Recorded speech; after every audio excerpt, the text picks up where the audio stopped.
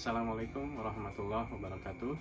Perkenalkan, nama saya M. Iqbal Elvandiari, peserta Latsar CPNS golongan 3 angkatan 12 tahun 2022. Saya akan mempresentasikan mind mapping dari agenda 1 mengenai wawasan kebangsaan dan nilai-nilai bela negara, analisis isu kontemporer, dan juga kesiapsiagaan bela negara.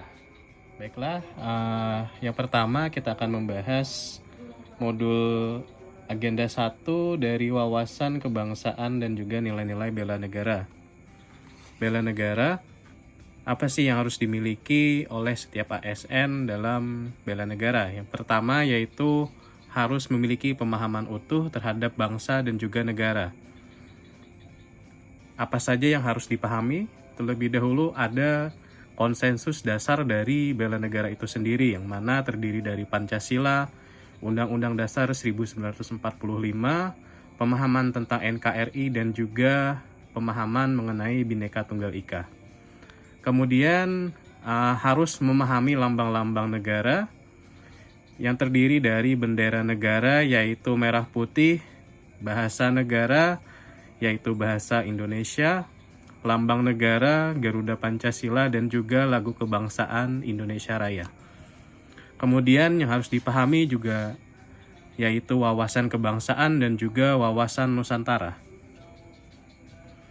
Kemudian dari bela negara itu sendiri memiliki dasar hukum dari Undang-Undang Dasar Negara Republik Indonesia tahun 1945, pasal 27 ayat 3, setiap warga negara berhak dan wajib ikut serta dalam upaya pembelaan negara.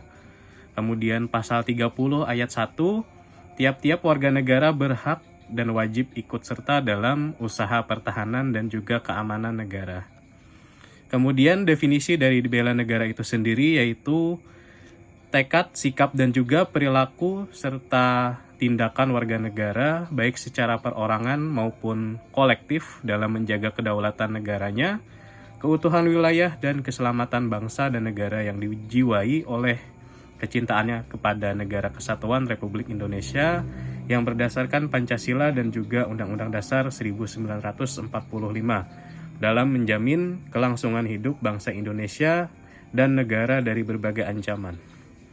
Kemudian apa aja nilai dasar dari bela negara itu sendiri? Yang pertama ada cinta tanah air, kesadaran berbangsa dan bernegara, kemudian setia pada Pancasila sebagai ideologi negara, rela berkorban untuk bangsa dan negara, dan juga kemampuan awal bela negara. Kemudian dari bela negara itu sendiri itu nanti akan tercipta sikap bela negara, yang mana sikap bela negara itu terdiri dari bisa kita dengan mentaati peraturan perundang-undangan yang ada dan yang berlaku di negara Republik Indonesia, kemudian menjaga persatuan dan kesatuan, yaitu salah satu fungsi ASN, kemudian membina kerukunan antar umat beragama. Kemudian selanjutnya kita akan membahas mengenai modul 2 agenda 1, yaitu analisis isu kontemporer, yang mana menjadi topik kali ini yaitu perubahan lingkungan strategis, yang mana itu ditinjau dari pandangan dari Uri Bronfenbrenner tahun 2017, yaitu terdapat 4 level lingkungan strategis yang dapat mempengaruhi kesiapan PNS dalam mempengaruhi pekerjaan sesuai bidang tugas masing-masing, yakni individu, keluarga, komunitas, masyarakat, dan juga global. Kemudian dari perubahan lingkungan strategis ini sendiri itu dapat berdampak terhadap adanya ancaman, hambatan, gangguan, dan juga tantangan yang datang bisa dari negara lain yang mungkin dapat berdampak terhadap Negara Kesatuan Republik Indonesia. Kemudian dari analisis isu kontemporer itu sendiri yang saat ini marak terjadi, yaitu ada korupsi, narkoba, terorisme atau radikalisme, money laundering, proxy war, dan juga mass communication. Dari perubahan lingkungan strategis itu, maka dibutuhkan modal insani, yaitu modal yang diperlukan untuk menghadapi perubahan dalam lingkungan strategis. Yang pertama yaitu modal intelektual. Pada dasarnya manusia itu memiliki sifat dasar curiosity atau keingintahuan, proaktif dan inovatif yang dapat dikembangkan untuk mengelola setiap perubahan lingkungan strategis yang cepat dan juga berubah. Kemudian ada modal emosional, yang mana di sini yaitu setiap manusia itu memiliki kemampuan untuk mengenal dan juga mengelola emosi terhadap diri sendiri serta memahami emosi orang lain agar dia dapat mengambil tindakan yang sesuai dengan interaksinya dengan orang lain. Kemudian ada modal sosial. Dalam modal sosial itu adanya jaringan kerjasama di antara warga masyarakat yang memfasilitasi pencarian solusi dari suatu permasalahan yang dihadapi. Kemudian terdapat saling pengertian dan juga kesamaan nilai dan juga perilaku yang mengikat anggota dalam sebuah jaringan kerja maupun komunitas. Kemudian ada modal ketabahan atau adversity. Konsep modal ketabahan berasal dari Paul G. Stoltz tahun 1997.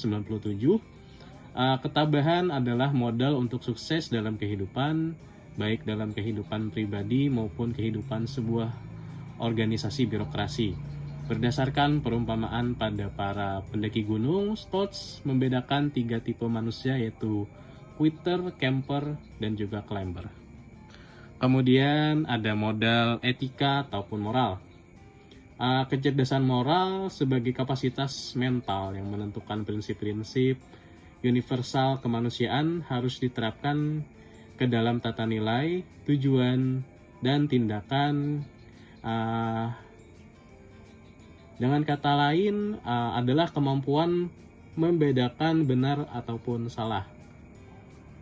Kemudian ada modal kesehatan. Tolak ukur kesehatan adalah bebas dari penyakit, dan tolak ukur kekuatan fisik adalah adanya tenaga atau power, daya tahan atau endurance, kekuatan atau muscle strength, kecepatan atau speed, ketepatan atau akurasi, kelincahan atau agility, koordinasi, dan juga keseimbangan atau balance. Nah, kemudian bagaimana cara kita menganalisis isu?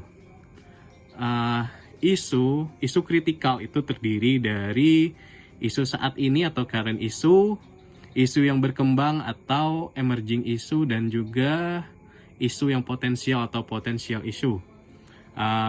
Dari ketiga jenis isu tersebut dilakukan teknik tapisan. Teknik tapisan itu ada 2 yang biasa digunakan, yaitu teknik APKL dan juga teknik USG. Apa itu teknik APKL? Teknik APKL itu yaitu suatu teknik dalam menganalisis isu masalah yang dibagi menjadi kriteria tertentu, yaitu A. aktual, P. problematik, K. kehalayakan, dan L. kelayakan. Kemudian juga ada teknik tapisan teknik USG atau yang disingkat atau dijabarkan menjadi urgency, seriousness, dan juga growth. Kemudian dari tapisan isu atau masalah yang dihasilkan dari teknik APKL dan juga teknik USG nanti akan diolah, dicari sebab dan akibat dari permasalahan tersebut dengan menggunakan fishbone diagram atau diagram tulang ikan, dan juga bisa dengan menggunakan analisis SWOT. Kemudian selanjutnya kita akan membahas modul 3 dari agenda 1, yaitu kesiapsiagaan bela negara. Yang pertama, kita akan membahas kemampuan awal bela negara. Jadi dalam kesiapsiagaan bela negara itu diperlukan kemampuan awal bela negara. Yang mana kemampuan awal bela negara itu terdiri dari 4. Yang pertama yaitu kesehatan jasmani, yang mana nanti dari kesehatan jasmani itu akan tercipta kesiapsiagaan jasmani. Apa itu kesiapsiagaan jasmani? Kesiapsiagaan jasmani adalah kegiatan atau kesanggupan seseorang untuk melaksanakan tugas atau kegiatan fisik secara lebih baik dan juga efisien. Manfaatnya yaitu dapat memiliki postur yang baik, memiliki ketahanan melakukan pekerjaan berat, dan juga memiliki ketangkasan yang tinggi. Kemudian sifat kesiapsiagaan jasmani terdiri dari dapat dilatih untuk ditingkatkan, dapat meningkat dan atau menurun dalam periode waktu tertentu. Kualitas kesiapsiagaan sifatnya tidak menetap sepanjang masa, dan juga cara terbaik untuk mengembangkannya yaitu adalah melakukannya. Kemudian yang kedua yaitu kesehatan mental. Dari kesehatan mental itu sendiri nanti akan tercipta kesiapsiagaan mental. Artinya, kesiapsiagaan seseorang dengan memahami kondisi mentalnya, perkembangan mental, dan juga proses menyesuaikan diri terhadap berbagai tuntutan sesuai dengan perkembangan mental ataupun jiwa. Baik tuntutan dari dalam dirinya sendiri maupun dari luar. Kemudian, yang ketiga yaitu etika dan moral. Etika dan moral yang baik diperlukan dalam kemampuan awal bela negara. Dan yang keempat yaitu menjunjung tinggi kearifan lokal. Artinya adalah kearifan lokal itu adalah hasil pemikiran dan juga perbuatan yang diperoleh manusia di tempat ia hidup dengan lingkungan alam sekitarnya untuk memperoleh kebaikan. Kearifan lokal dapat berupa ucapan, cara, langkah kerja, alat, bahan, dan perlengkapan yang dibuat manusia setempat untuk menjalani hidup di berbagai bidang kehidupan manusia. Apa sih urgensinya menjunjung tinggi kearifan lokal? Yaitu dengan menjaga dan melestarikan kearifan lokal yang mengandung nilai-nilai jati diri bangsa yang luhur dan terhormat tersebut merupakan sesuatu hal yang tidak bisa terbantahkan lagi sebagai salah satu modal yang kita miliki untuk melakukan bela negara. Kemudian yang kedua yaitu rencana aksi bela negara. Rencana aksi bela negara yaitu rencana aksi yang dilakukan itu harus memenuhi nilai-nilai bela negara. Apa aja sih nilai-nilai bela negara? Yang pertama sudah kita bahas pada modul 1, yaitu rasa cinta tanah air, sadar berbangsa dan bernegara, setia kepada Pancasila sebagai ideologi negara, rela berkorban untuk bangsa dan negara, dan juga mempunyai kemampuan awal bela negara. Kemudian apa aja sih kegiatan kesiapsiagaan bela negara? Dalam proses pelatihan CPNS itu kita melakukan kegiatan-kegiatan seperti baris berbaris dan juga tata upacara, kemudian keprotokolan, kewaspadaan diri, membangun tim, dan juga cara kamalam dan juga api semangat bela negara. Baiklah,